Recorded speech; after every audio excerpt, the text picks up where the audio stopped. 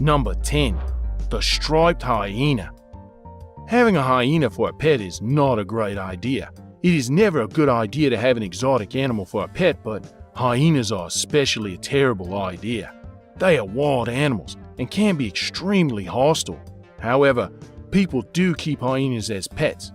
In the Ethiopian town of Harar, there is a famous pack of hyenas who live near the city and come each night to collect food from a local butcher. While not exactly pets, the hyenas do appear pretty tame.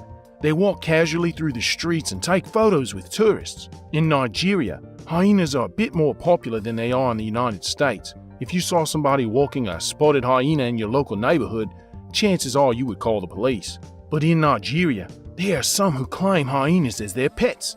According to the Independent, these men take the hyenas from when they are very young, feed them, and integrate them into their community. Of course, this involves a lot of chains and muzzles, but they do learn how to sit on command. The only thing I'll say is the ethics of how this is done may be a little iffy. Number 9. Monkeys. Monkeys are adorable. Well, maybe not all monkeys, as some are horribly ugly and terrifying to behold, but other monkeys are quite adorable. I'm talking about the little monkeys that can hang out on your shoulder for anywhere from 20 to 40 years. But taking on a pet is a huge deal and a massive commitment, as they basically live as long as you do. Monkeys also demand an absurd amount of attention. Having a pet monkey is often compared to having a toddler that never grows up. Monkeys are aggressive, they're messy and sometimes even mean, and they will destroy everything in sight.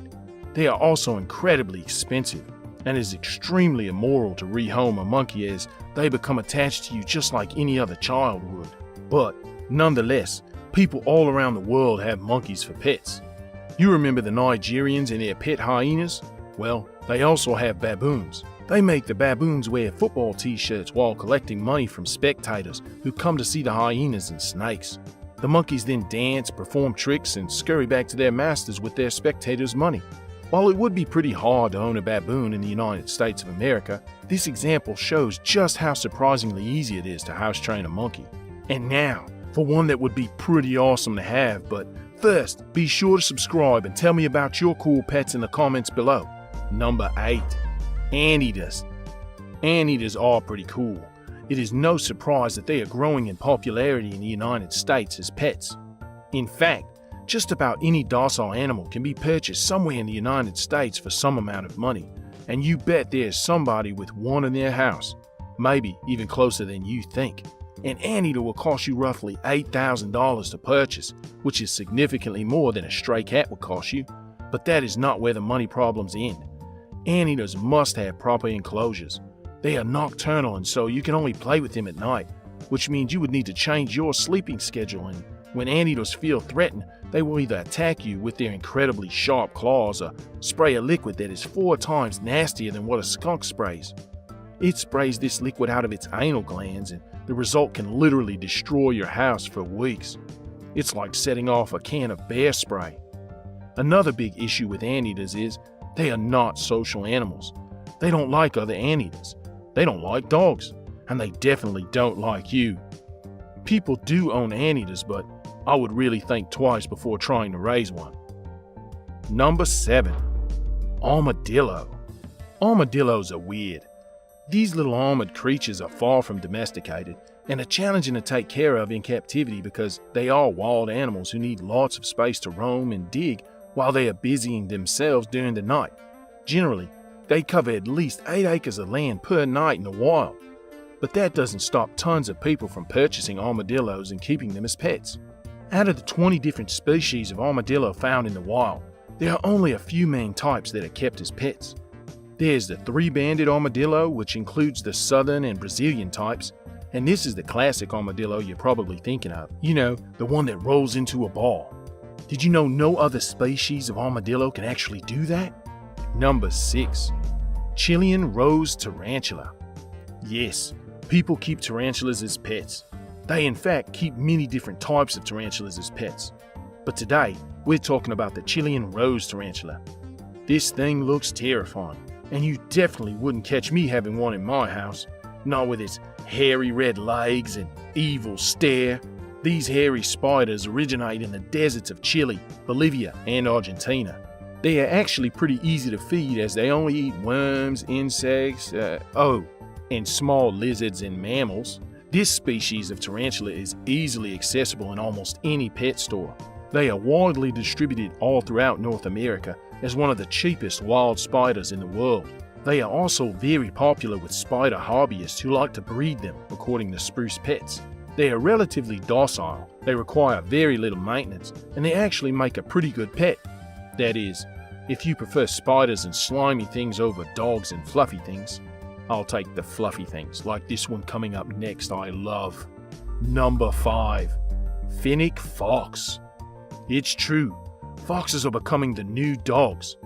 People are in love with these cute and cuddly little animals, with all different types being bred in captivity across the world, from the adorable Fennec fox to the charming Arctic fox. There's no denying how ridiculously cute and inquisitive these small creatures are.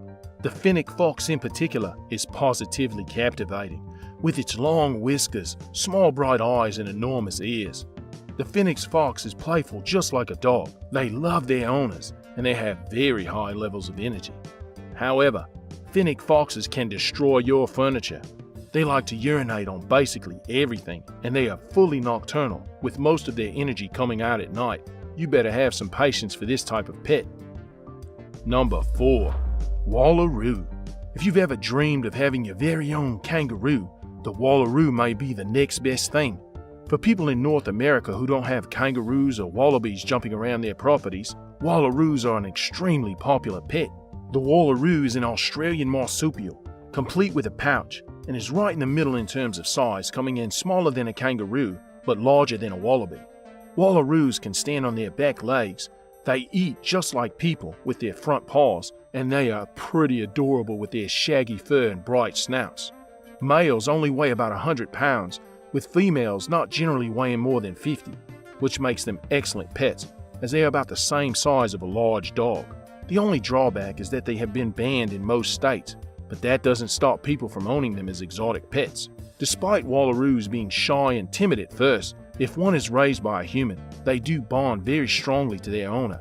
If they are socialized and treated properly, they can turn into extremely friendly and playful pets. Wallaroos can even understand when you tell them no, though it is recommended to never physically punish a Wallaroo, or it will develop seriously bad behavioral problems. Number 3. Kinkajou. The kinkajou is one of the strangest pets in the world.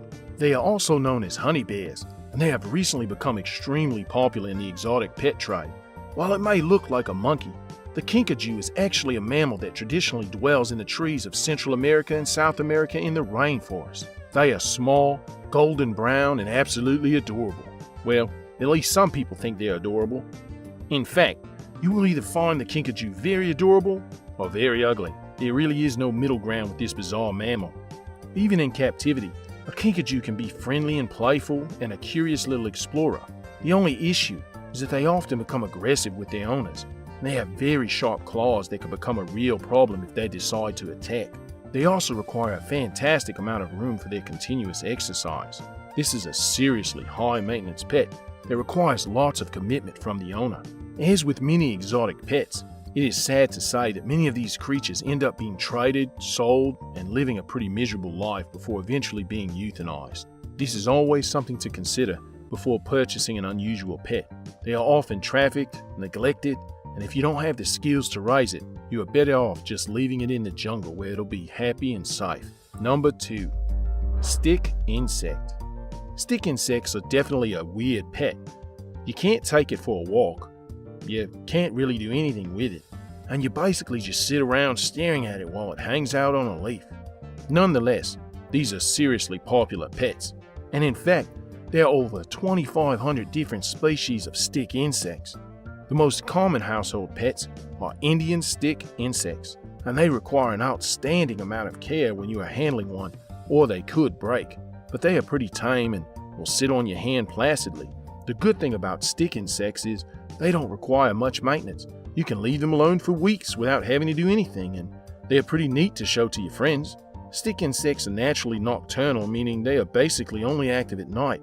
You will notice that during the day a stick insect doesn't move at all. Why anyone would pay money to have a stick in a cage is beyond my comprehension, but it definitely happens, and there are definitely some people out there that'll go nuts over stick insects. Number 1. Sloth. Sloths are one of my all-time favorite animals, and I'm not the only one. Seeing as two-toed sloths are dramatically rising in their popularity as exotic pets. Sloths are calm, they always seem to be smiling, and they are very snuggly creatures. One of the best things about having a sloth for a pet is you don't have to worry about it defecating anywhere, as they generally climb down out of their tree to poop once a week. That's even better than owning a cat. Plus, sloths can live for about 30 years. This means you and the sloth are going to be friends for most of your life. These are not pets that you can give away or rehome easily. Surprisingly, sloths are actually fairly adaptable as house pets. The only problem is that they need lots of trees to climb. You can't really keep a sloth in your house, as they must have trees. Sloths are only suitable for people who have lots of space and lots of experience with exotic pets. There's also a big difference between the two-toed sloths and the three-toed sloths, the latter of which make terrible pets and hate living in captivity. If you have ever thought about getting a sloth for a pet, you may be disappointed by the fact that they don't like to be petted. They don't like to be bathed, and they certainly don't like to be groomed.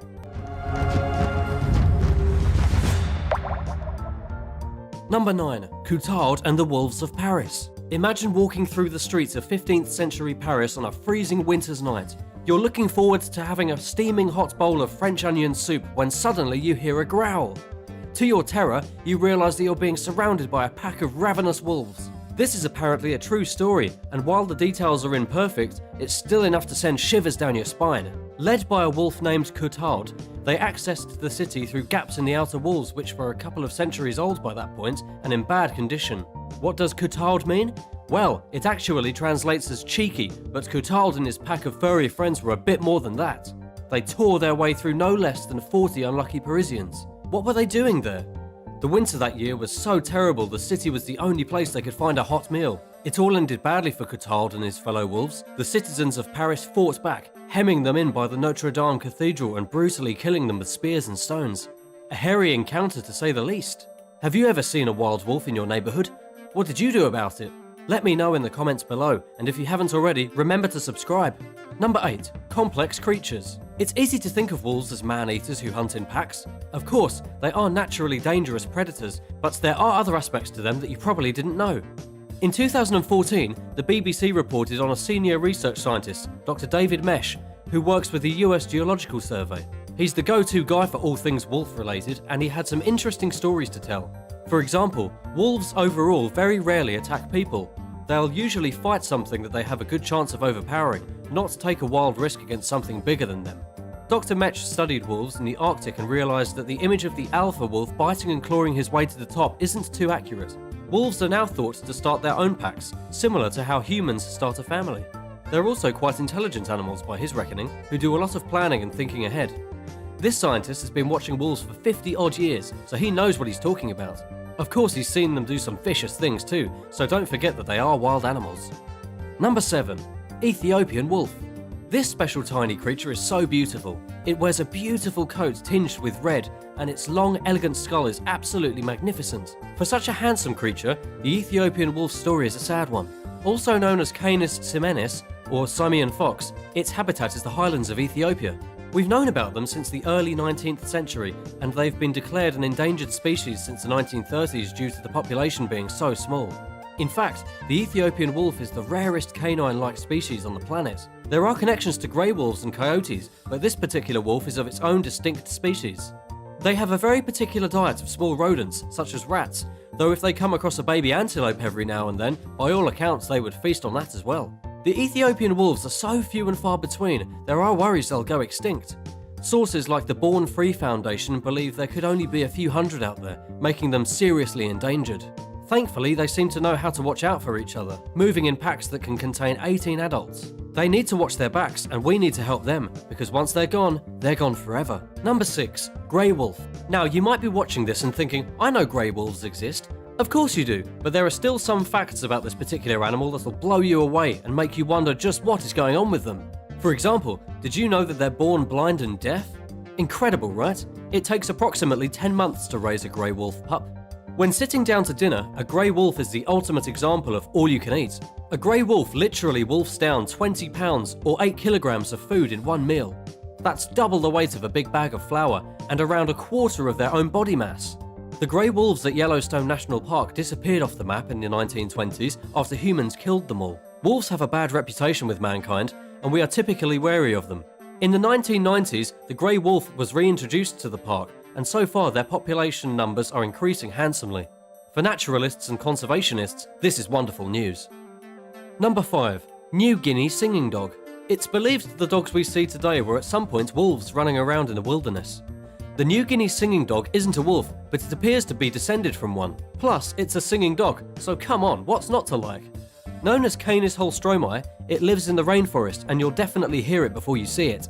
The singing dogs are pretty elusive, so it's lucky that they make such a noise, otherwise we might never know they exist. Described as looking impish in appearance, they have a thick coat which ranges from red to black to tan. If you are lucky enough to see one, it might jump through the air. Bizarrely, this canine has cat-like reflexes. They are very mysterious and we don't know a whole lot about them. New Guinea singing dogs have been referred to as feral dogs and even dingoes. One thing that researchers do know is that these dogs are living fossils who have been on this planet for thousands of years. However, the most iconic talent of these remarkable animals is obviously their singing voice. The dogs like to make it a group activity, a canine choir of sorts. There's far more nuance involved than just random howling though. In boy band style, the animals contribute their own individual styles to the mix. The results won't be making any top 40 radio hit list, but it still makes for a fascinating listen. What do you think? Would you want to have one of these as a pet? Let me know in the comments below, and if you haven't already, don't forget to subscribe while you're there. Number 4. Red wolf. Red wolves have been roaming around our natural world for centuries. Also known as Canis lupus rufus, they have very beautiful fur which is partly coloured cinnamon. That said, these animals aren't exactly sweet, especially if you're a raccoon. Red wolves have been known to eat a few when they get hungry. Smaller than grey wolves, the males are larger than the females. The biggest ones are about 63 inches long or 1.6 meters, with a weight of up to 85 pounds, that's 38 kilograms. And good luck running from one as they hit speeds of up to 30 miles per hour.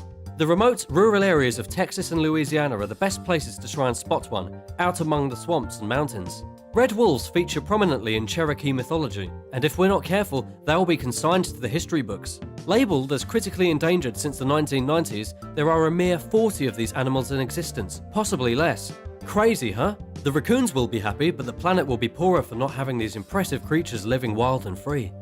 Number 3. Romeo the wolf. There are some stories involving wolves that are so strange I didn't believe them at first, and this is one of them. But this isn't a story of savagery. Actually, it's quite the opposite. This is a love story, and the star is a handsome devil named Romeo the wolf. This was a black wolf who appeared in the community of Juneau, Alaska in 2003. The people there were surprised to discover that instead of trying to eat them, this unexpected visitor wanted to be pals. Things heated up when photographer Nick Jans arrived in town, or to be more precise, his golden Labrador Dakota.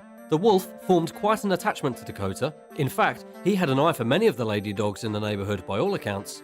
It was Nick's wife, Mrs. Jans, who came up with the name.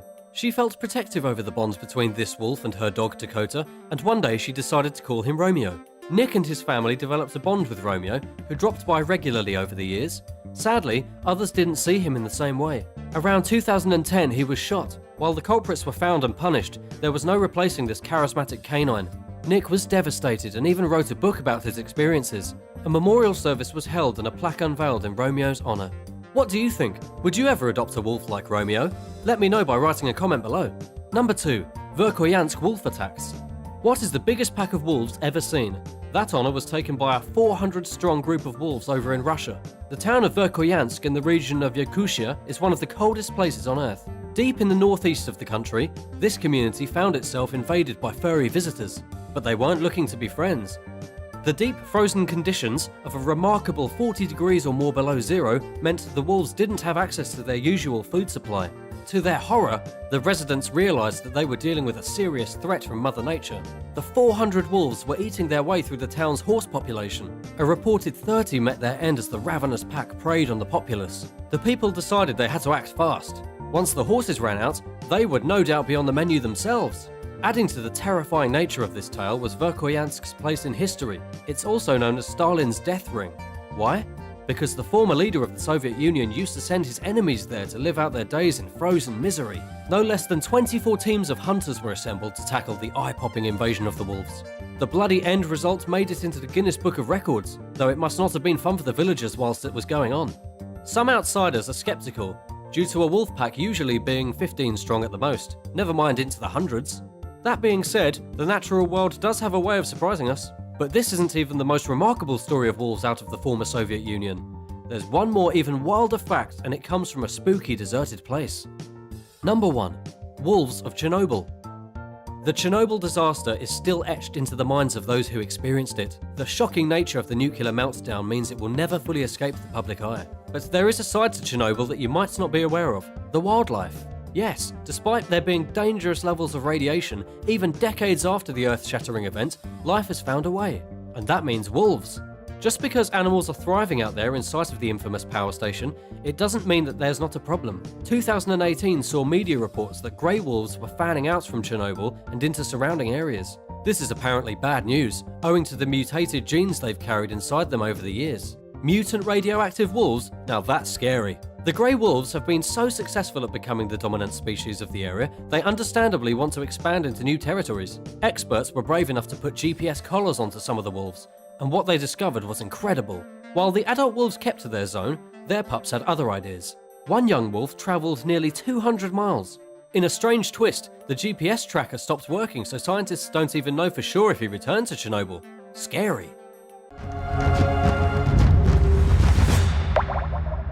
Number 9. Assassin bug. Assassin bugs have long, straw-like beaks that they use to stab their prey into the grave. When they're not stabbing their opponents with it, they keep their beak hidden beneath their bodies. But they are passively waiting for something to fly by. They're jumping from plant to plant, hunting for any insect that gives them a nasty look. Once they catch their prey, it's pretty much game over. They're strong enough to hold most of their prey with their front legs, and while they keep them restrained, assassin bugs stab their sorry prey repeatedly with their beaks and insert it into their bodies. But it doesn't stop there.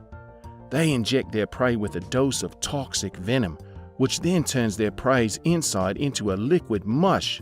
Then they suck it out with their beaks and move on to their next victim. See why they're named the assassin bug now? They can lift the tip of their abdomen as if their butt were in the air to warn you that they can hurt you. That posture is used by a lot of insects that sting when they are under threat. So if you ever come across that insect, remember that it will be warning you not to mess with it. There are many places in North America where you can find assassin bugs, and sometimes they even travel in packs. And while they are terrifying, they're actually pretty good at keeping garden insect populations under control. But it's still creepy to think about their ruthless methods to obtaining and killing their prey. Number 8. Coletta silk moth caterpillar. Coletta silk moth butterflies are beautiful, but their caterpillars are some of the most exotic and distinctively colored caterpillars in the world. Just take a look at the Coletta silk moth caterpillar. Its body is a beautiful shade of bluish green, but that's certainly not its most notable feature. Rather, your eyes are drawn to the blue and black spikes that pattern its body. While beautiful, they definitely don't look safe to touch. If that's what you thought, then you'd be right. And that's what many of its potential predators think as well. Not only are these spiky parts of the caterpillar's body poisonous, but when they're touched, they separate from its body and stick into yours. This is a natural defense mechanism that this caterpillar has to fend off those that would have it as a snack. The reason that they're so brightly colored is precisely because of this poison coursing through their veins. When these caterpillars become butterflies, they give up their colorful past and become a starkly covered but equally gorgeous black and white butterfly. You can spot these butterflies and caterpillars in the southwest regions of the United States and Mexico. Have you ever seen these caterpillars before? Let me know in the comments below, and be sure to subscribe if you haven't already. Number 7. Red palm weevil.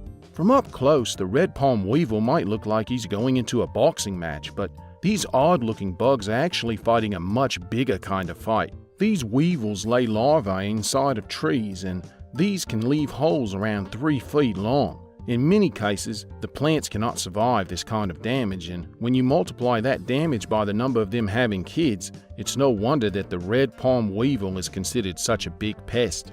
How do these weevils inflict their damage? Well, females will lay eggs inside the soft tissue of date plants, palm trees, and coconut trees. Many of these trees grow on palm plantations. The larvae that hatch within the space will burrow deep into the plants, where the females can then lay more eggs. After enough iterations of this process, the plant is so damaged that it eventually dies.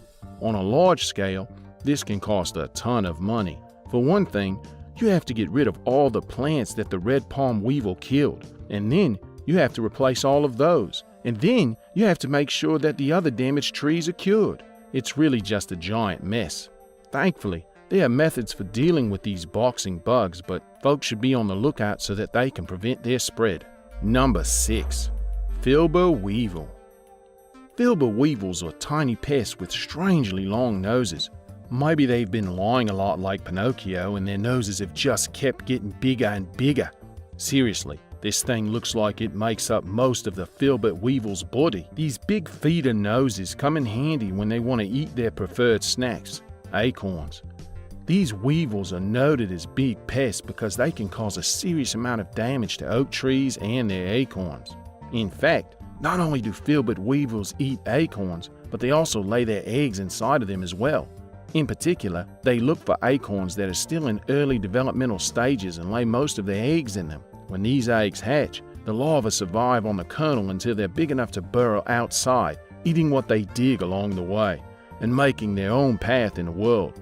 Of course, this causes a lot of damage to the acorns, and many of them fall to the ground and die before they even get a chance to fully grow.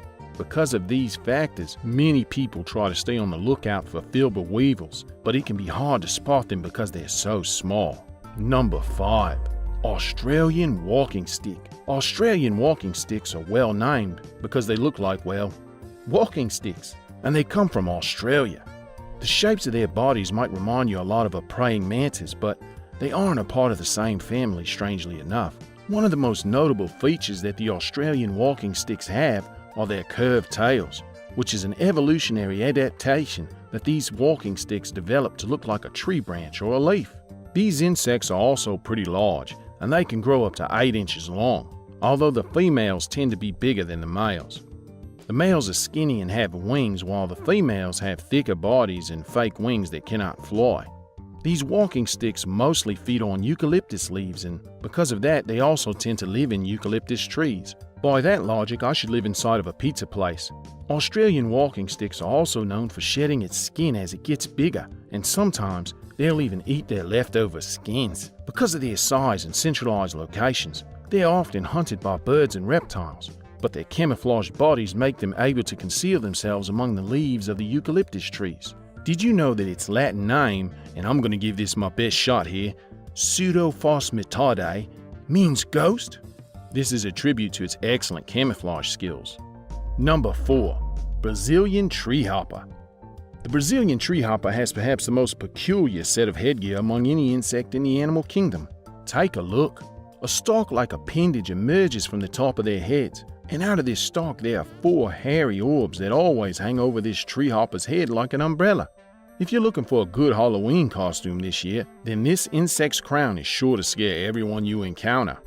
This array of orbs atop the Brazilian treehopper's head is in general referred to as a pronotum, a kind of structure shared by many insects, and scientists have had some trouble determining what its purpose could be. It can't be something that mates show off to one another because both males and females have this pronotum, and it probably doesn't have anything to do with their psyching out their predators because it doesn't seem like these predators are fazed by it. Scientists now think that their pronotum evolved so as to look similar to the buds of the fungus known as Ophicordyceps unilateralis. This fungus is highly poisonous. When ants eat them, its buds tear straight through their bodies and create similar orb-like structures. Naturally, predators don't want to eat this, so the Brazilian treehopper remains alive. Number 3. Scorpion fly. It's a bird. It's a fly. It's a scorpion. You wouldn't think it could be possible, but the The scorpion fly is a fly with a strange appendage on its body that looks a lot like a scorpion's stinger. Thankfully, this is not actually a stinger at all, but rather a part of this fly's reproduction apparatus. But that doesn't make the prospect of being chased by a flying scorpion any less terrifying, especially when you consider just how much this scorpion fly's reproduction organs looks like a stinger. It even has a pointed bulge at its end that looks just like the pointed end of a stinger, but it won't harm you at all. Male scorpion flies use this organ to fertilize female eggs after their ornate courting process. In fact, females don't have the pointed bulge at the end of their stingers at all. However, don't mistake that for a lack of strength. Mating can be dangerous game for the male, who could easily be killed by the female. It's for this reason that he'll give her a dead insect, a real feast for these insects. What would you think if your suitor gave you this as a gift? There are a ton of these around in the world, so keep an eye out. Number 2. Giant burrowing cockroach. The giant burrowing cockroach is, well, gigantic. In fact, it can weigh nearly 35 grams, which is about the same size as a golf ball. In addition, they can grow up to 8 centimeters long. In terms of mass, that makes this cockroach the biggest one in the world. It should come as no surprise that this giant lives mostly in Queensland, Australia. It seems like every comically huge animal lives there. However, these cockroaches aren't pests like the many other cockroaches you know. They don't have wings, so they're not flying around bugging you. In fact, they're a pretty integral part of Queensland's ecosystem. Oftentimes, they'll burrow underground about 3 feet deep and collect dry leaves and other organic matter, which they eat and recycle back into the world.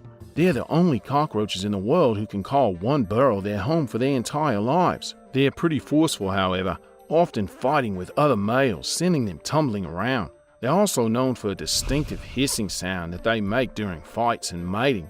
However, they can't hurt humans. Because of this, they make very popular pets. They're not hard to take care of and they move really slowly because of their large size. An interesting fact is that they can live between 10 and 14 years, which is a long time for a bug. Would you like to have a giant burrowing cockroach as a pet? Leave in your comments below.